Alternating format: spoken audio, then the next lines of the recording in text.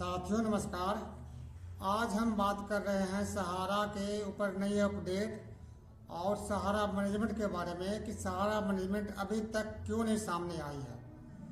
तो सहारा पर कई अपडेट हैं और मैनेजमेंट सहारा के केस में इतना डिले क्यों हो रहा है, इस पर हम विस्तार से बात कर रहे हैं। वीडियो को पूरा लास्ट तक देखिए और इस पर कॉमेंट्स अपने विचार जरूर भेजिए। तो सबसे पहली बात यह है कि सहारा मैनेजमेंट को कोर्ट ने कई बार बताने के लिए कहा कि वाकई सहारा को कौन चला रहा है, उनके मैनेजमेंट के नाम लिस्ट मैनेजमेंट के लिस्ट भेजने के लिए कहा है, लेकिन अभी तक कोई भी मैनेजमेंट का नाम सामने नहीं आया है। आखिर क्यों, ऐसा क्या कारण है? इसके पीछे कारण यह है कि कोई भी डायरेक्टर के रूप में अभी अपना नाम सामने करना नहीं चाहता है, क्योंकि इनके ऊपर कई जिम्मेदारियां, कई केसें हैं। जो भी सामने आएगा उसी को सारी जिम्मेदारियां उसके ऊपर आगे कोर्ट के हर बात का, हर पहलू का जवाब उसी को देना पड़ेगा। इसलिए कोई भी आगे आने को तैयार नहीं है। वो इस इंतजार में है कि साथ इन पर जो चाहे सेबी के साथ समझौता करके या कोर्ट के जरिए कैसे भी इनका मामला जो है, जो केस चल रहा है, इनका रफा दफा हो जाए, वो सामने आए। उनकी कोशिश यही है, क्योंकि जो आएगा उसको जो निश्चित है कि उसके पूरी जवाबदेही उसकी होगी, उनको जवाब देना पड़ेगा। हो सकता है कि सुप्रीम कोर्ट के आदेश का उल्लंघन करने के एवज में या सुप्रीम कोर्ट के कोप का भाजन बनना पड़ सकता है। इस वजह से कोई मैनेजमेंट सामने नहीं आ रहा है और मेरा जहां तक उम्मीद है कि अभी फिलहाल आएगा भी नहीं। दूसरी बात है कि अभी तक केस का सुनवाई तो करीब 2012-13 से ही चल रहा है, लेकिन अभी तक कोई भी निर्णय निवेशकों के हित में नहीं आया है। सिर्फ वो चुनाव के वजह से अमित शाह ने एक पोर्टल बनवा दिया। पोर्टल के ऊपर भी दुनिया भर के डिफिशिएंसी आ रहे हैं, उससे पेमेंट नहीं हो रहा है और पेमेंट भी हो जाएगा तो अभी 1.5 साल में जो इनको दिया गया था, अभी तक 1.5 साल से ऊपर हो गया। अभी तक मात्र 20,000 करोड़ 5,000 करोड़ में से 2,000 करोड़ के आसपास इन्होंने जमा पैसा सिर्फ बांटा।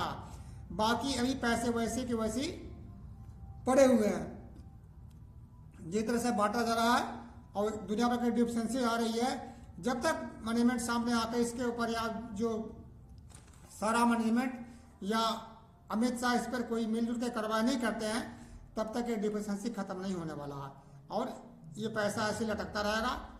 2 साल गुजर जाएंगे लेकिन पैसे निवेश को कुछ नहीं मिल रहा है।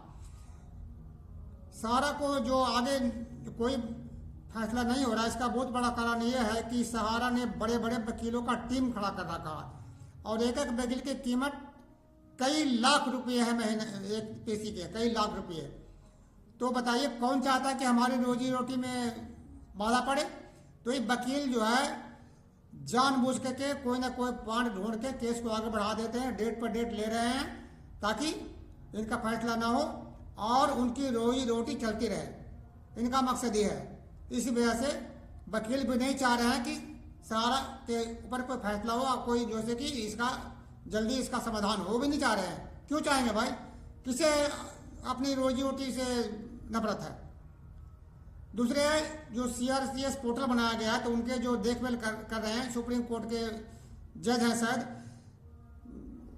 रिटायर है वो, तो उनको भी 1.5 से 2 लाख रुपए महीने का पेमेंट हो रहा है। तो उन्हें क्या जा रहा है, क्या पढ़िए जल्दी।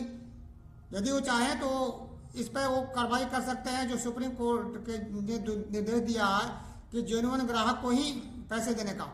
लेकिन उन्हें डिफिशिएंसी के नाम पर सारे ग्राहक को जो से कि कुछ नहीं कर रहे हैं, डिफिशिएंसी को दूर करने के तो उनके अंदर में अथॉरिटी है, वो कर सकते हैं कि भाई इसमें एक कमी है तो इसको ऐसे करके जल्दी से जल्दी निपटारा किया जाए। लेकिन वो भी कुछ नहीं कर रहे हैं। उनके वेतन तो खड़े हैं, चाहे कुछ करें चाहे ना करें। परेशानी तो निवेशक को हो रहा है पर उन्हें क्या जा रहा है, उनको तो वेतन मिल रहा है। ये बात है, इस वजह से वो भी कुछ नहीं कर रहे हैं। सुप्रीम कोर्ट में जो पोर्टल से संबंधित मामला था और 5 तारीख को सुनवाई होना था, 5 मार्च को, लेकिन 5 मार्च को दिल्ली में चुनाव था, इसलिए 5 मार्च को सुनवाई नहीं हुआ। 11 तारीख को भी सुनवाई होना था फरवरी में, उसमें भी कोई नहीं हुआ। अब अप्रैल में सुनवाई होनी है। तो इस तरह से डेट पर डेट बढ़ता जा रहा है। निवेशकों को में हताशा बढ़ती जा रही है। लोगों ने अपने रोजी रोटी को कैसे न कैसे इकट्ठा करके अपने बच्चे के शादी के लिए, पढ़ाई लिखाई के लिए पैसे जमा किया था, लेकिन इनके ऊपर कुछ फर्क नहीं पड़ रहा। ये जो अमित शाह जी हैं, सहारा के जो सहकारिता मंत्रालय हैं, यदि चाहें तो ये भी कर सकते हैं। जब सहारा के ऊपर जो इतने सारे केस थे जो विभिन्न अदालतों में थे देश के, उनको एक जगह सुप्रीम कोर्ट में ला सकते हैं। तो जो पोर्टल में जो कमियां आ रही है, जो जिसके वजह से पेमेंट में डिले हो रहा है, तो क्या ये सीआरसी पोर्टल के पास बैठ के, सहारा के साथ बैठ कर इसको समाधान नहीं कर सकते हैं? समाधान कर सकते हैं, मगर ये करना ही नहीं चाहते। क्यों? कि तो जब चुनाव का टाइम था तो लोगों को आक्रोश को शांत करने के लिए इन्होंने कहा कि हम पाई दिलवाएंगे और 10,000 से लेकर 50,000 रुपये तक मुश्किल से 2,000 करोड़ रुपए बांटे गए हैं। किसी को 10,000 मिले हैं तो किसी को 15,000, किसी को 20,000, इस तरह से मिले हैं। 50,000 तक मैक्सिमम मिले हैं। उसके जो 5 लाख से ऊपर वाले हैं उनको तो अप्लाई करने के लिए ही रोक लगा हुआ है। बहुतों का मेंबरशिप डबल है, उसके ऊपर भी कोई कार्रवाई नहीं हुई है। ये सब कार्रवाई सहकारिता मंत्रालय और सहारा मिलकर कर सकता है। इसमें तो कोई सुप्रीम कोर्ट है तो नहीं रोक लगा रखा है ना, लेकिन क्यों करें? करना नहीं चाहते। अब एक नई अपडेट यह है कि बिहार में अभी जो है कि यही 2-3 दिन पहले की बात है, इसके लिए बिहार में महाजुटान हुआ था गांधी मैदान में, और बड़ी संख्या में सहारा के निवेशक उसमें जुटे थे और सुधा प्रसाद ने इसका नेतृत्व किया था। और वहां पर खूब नारे लगे हैं, अमित शाह मुर्दाबाद, मोदी मुर्दाबाद, अमित शाह चोर है, मोदी चोर है, इस तरह के खूब नारे लगे हैं। और इन्होंने ऐलान किया है कि बिहार में चुनाव है, तो चुनाव से पहले यदि जब सरकार अभी तक जो कुछ भी काम किया है सिर्फ दबाव में ही काम किया है, कभी सोच रहा हूँ कि आपके हित के लिए काम किया नहीं किया, दबाव में आकर ही काम किया है।